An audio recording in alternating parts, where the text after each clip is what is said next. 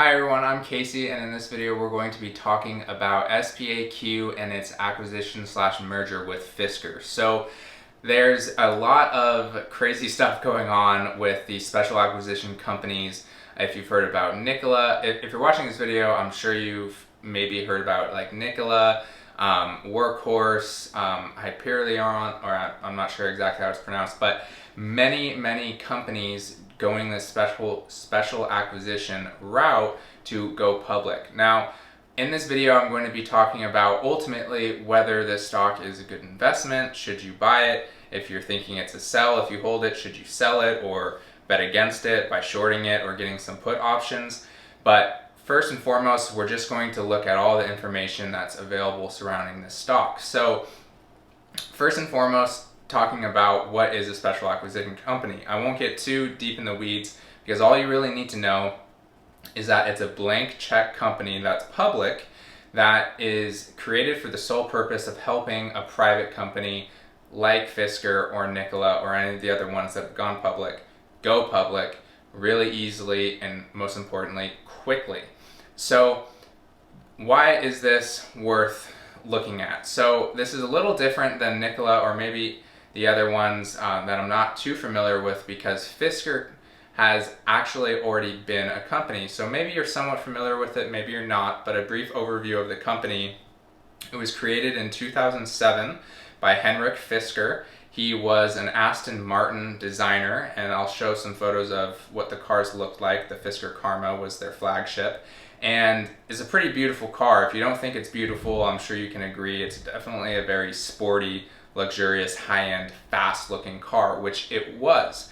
Now, they ran into a lot of problems and eventually went bankrupt, and a brief overview on why had to do with the really high costs of the cars. So in 2012, their battery supplier went bankrupt because it just cost too much for them, and subsequently in 2013, Fisker went bankrupt because the cost of the cars, as one of the executives or somebody within the company mentioned, cost so much to produce, they were never going to be able to sell it to a consumer for what it would be profitable for them. It was just way too high.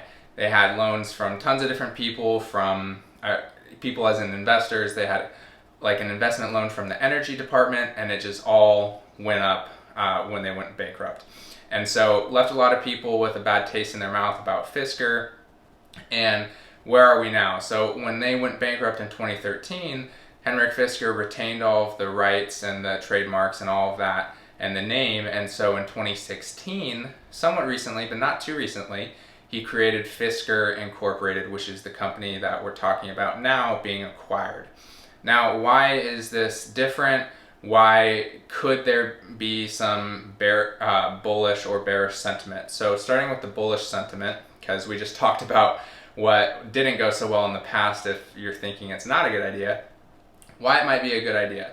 Now, the way they're trying to attack this re-entry into the market is by offering this car called the Ocean. It's a $37,500 luxury SUV, and it looks pretty nice in my opinion. What I think is different about its look compared to like the Tesla SUV or some of the other ones is it's a little more contemporary. It's a little more of a style that we're used to. You know, it looks similar to like a Ford Explorer or, you know, a more modern, normal type of SUV, whereas Tesla's just looks like a Tesla, which isn't bad. It's just, you know, kind of appeals to what people may be used to. Its price point is also really competitive. Now, some bearish notes on that front. It's not planning production until 2022. You might have caught that in the little article snippet I showed.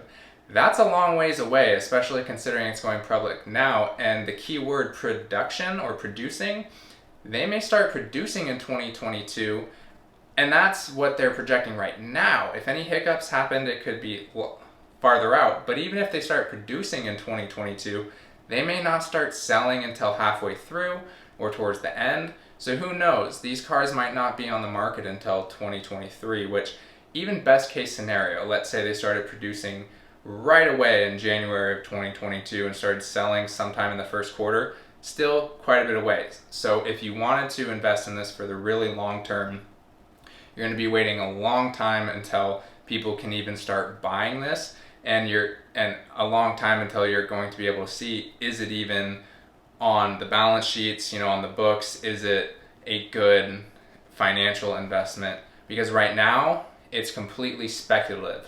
So I'm mainly trading this myself, to be fully transparent, in the short term, mainly because, as you can see, I'll put up some articles, these stocks have been trading like absolutely, like they just don't make any sense right now, the way these special acquisition company electrical vehicle merger stocks have been trading. It's just, they've been going to the moon, and for the most part staying there. We saw a little bit of a reversal market wide today at the time of recording this and the time this video was uploaded. But back to what I'm doing, I'm trading this really short term. Most important note to mention is with a dollar amount that I feel completely comfortable either losing or at least losing 50%, because this thing could go absolutely sideways. People could start doing their due diligence, realize what happened with Fisker in the past, realize that they're not going to even start producing for a couple years, and all of the things that I mentioned. Lucky for any of you watching this, I let you all know that information right now without having to search the internet for it for a while. So, they valued this company at $2.9 billion when they purchased it today. So that's a lot of money. I don't know if it's necessarily going to be worth that much. Again, if you're looking to trade this or buy into this, I would recommend at least over the short term. But again, I don't want to make any recommendations overall, especially throughout this channel. I'm mainly going to be trying to talk about just the information side of things and let you all make the decisions. So what's left in this video, I'm going to go over the charts, do some technical analysis on that. We can see what there really is to gain from them and the few days of trading it has had, for any short-term resistance or support levels, and what may happen in the short term if there's any insight we can gain. And we'll wrap it all up, and we'll be done from there. All right, everyone. So here we're looking at the SPAQ chart. So definitely a ton of price movement. If you look at these little trend lines, well, before I talk about that, I'll back up a little bit just to show that until all this news came out and this acquisition, this company, as expected, was trading absolutely sideways. There was really no price movement. It looks like there's a little bit of spikes down here, but I mean, really nothing. A couple days ago, when the news came out that they were in the lead for this bidding war for Fisker, the stock jumped a ton. It jumped in one day about 40%. If you include the after hours movement, around 61, 62%. So what's really important to note is I drew this yesterday when I was deciding on whether or not I wanted to invest in it. And if you looked at the percentage gain or loss, depending on where you start it, it actually went down around 2 or 3%, or even if you bought in early on that day, for example, it went down 6% and 7% in some locations. However, when you kind of zoom out, like I have here on the 5-day, 5-minute chart, it actually consolidated quite a bit. And the way I was looking at it was this stock was ripe for a huge movement up, or negatively a huge movement down. Fortunately for people holding this stock or who wanted it to go up, the news came out that they were in fact acquiring them. The deal came in at $2.9 billion from what I understand, and the stock absolutely shot up from where it was around in after hours. It shot up another 30%, it hit a high of 21, like right when the market opened, was hovering around 20 or so again, a little bit into market trading. And then as the market started going down, it also dropped a lot. So it pretty much erased all of that gain, and then even some from when the first news came out. It hit as low as $15, bounced off of that, and is trading around 1570, 1560s right now. So if we dive into this, granted, any of this chart analysis we're going to do right here is really only relevant for the short term. Anything in terms of long-term investing really needs to be looked at about all the things we talked about before this. But granted, might as well look at what could be gained if you're looking to trade this thing short-term. So we know 2160 is a super high resistance point. I would say the key resistance point around here is going to be 20, and then probably the next highest one after that is going to be 21, just given the round number nature of most resistance points. Now, since it came back down, it really didn't have too much resistance at 17, which if you look back over here, when it was kind of consolidating, it was around 17. So in my opinion, that's a pretty bearish sign for this stock. But then again, the market just kind of absolutely reversed all of its gains today too, and didn't look like it was stopping. Fortunately for this stock, and the market a little bit, I believe, but this stock particularly, it did come back a little bit right at the end of the market and a little bit in after hours, and looks like it's consolidating right now at the time of recording this. So if you're looking to trade this right now, it's kind of hard to tell if you're looking to trade this in the next day or two, because right now, if you look at where it's at in the 1570, anywhere from 1560s to even 1580s, there's really no past resistance or support levels, because it's just in that range where the stock just skyrocketed. The closest one would be around here, around $16. And if you look in after hours at $16, it bounced off that. So if we go to the 1 day, 1 minute, so we can get a little more information, right at $16, it bounced off it right here, and then also right here.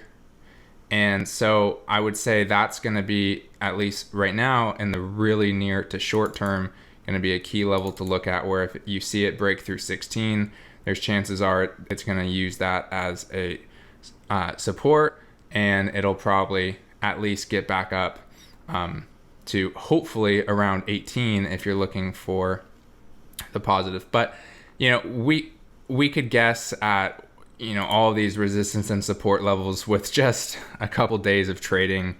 It's really, really hard to have really strong support or resistance levels just because it's been trading for such a short period of time. So my most, other than the levels or price points I've mentioned, I would just keep round numbers in mind, because this stock is so fresh and so new, and also since it's pretty cheap, any round numbers, especially round whole numbers, are going to be pretty key support and resistance levels. So hope that helped. Anybody else out who is looking to trade this in the short term? So one more piece of information I wanted to touch on a little more in depth was about the deal between Fisker and Spartan Energy. So the really, really important key detail we want to look at is that it values Fisker around $2.9 billion. That's a lot of money, especially because they don't have any cash flow right now. They don't have any planned orders, like pre-orders, like Nikola and you know, Tesla does, like for their Cybertrucks, stuff like that.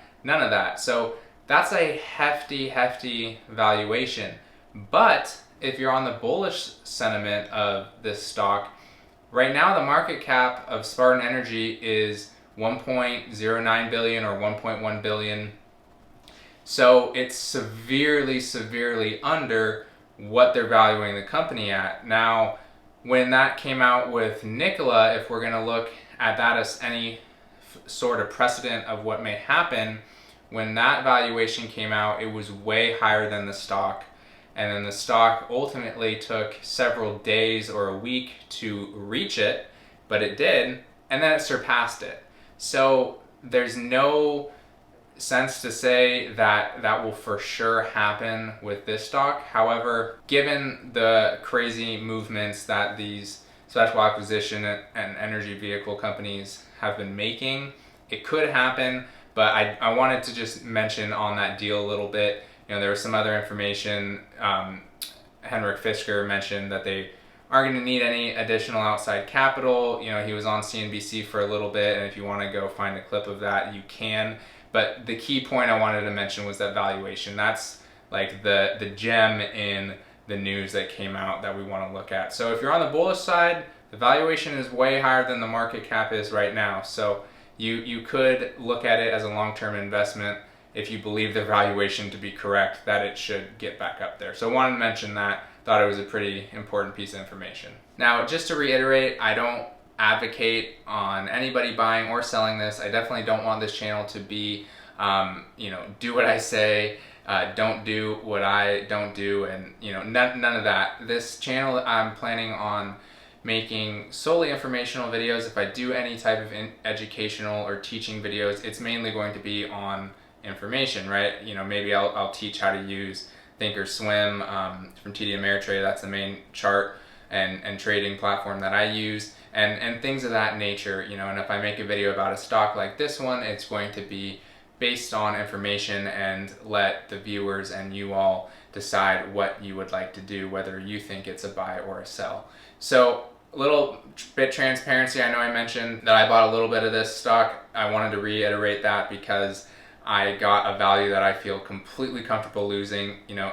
Whether that value for you is $100 or $500 or $10, right? Or one share, which would be like 15 or 16 right now. So if you're gonna get into this stock, the only thing I would advise is to be careful, because this isn't a company that we know for sure is going to be around for a really, really long time. They don't have the best track record in the past.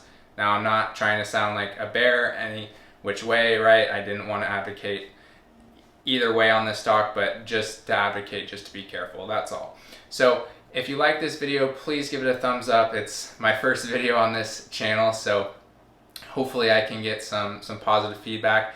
And even if it's negative, I'd love to hear any type of feedback in the comments below. I plan on making more videos like this about any type of cool stocks that are coming out, or are currently out, and there's some exciting news about them. I plan on just talking stocks, as the channel name implies. So subscribe to the channel if you're interested in those type of videos. I'm really excited to make a bunch of these videos. I'm gonna try to at least make one a week, maybe even more than that, but make as many videos as I can and listen to as much of the feedback as I get to make these videos as best as possible. So thank you all so much for watching. Really excited to get this channel going, and hope you all enjoyed it. Thanks so much.